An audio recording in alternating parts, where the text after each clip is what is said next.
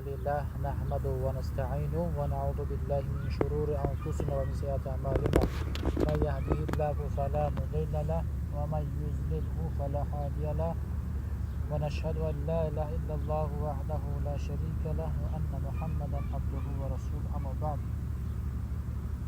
خداوند جل و علا در قرآن عظیم شب می‌فرماید که استعوذ بالله کنتم امتی اخرج للناس تأمرون بالمعروف و تنهون عن المنکر. میگه الله تبارک و تعالی ما را در قرآن تعریف کرده.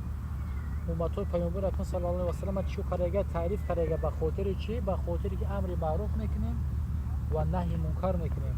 خداوند جل و علا ما را در قرآن خیلی چی کرده و اصل بیان کرده. ما بهترین امت هستیم. خداوند جل و علا اعمالی که بکنیم به خاطر چی؟ به خاطر که الله تبارک و تعالی ما را در جنت چیکار کند؟ داخل جنت کند. خداوند جل و علا در قرآن میگه که به امت پیامبر اکرم صلی الله علیه و سلم فمن یعمل مثقال ذره خیرا یره و من یعمل مثقال ذره شرا یره. میگه انسان میگه چند یک مثقال، چند یک ذره عمل میکنه پاداش هم میگیره و بدی که چیکار میکنه از اونش میکشه. خداوند جل و علا در قرآن میگه که استعوذ بالله این الدین عند الله الاسلام، میگه بهترین دین در نزد الله شیعه اسلام است.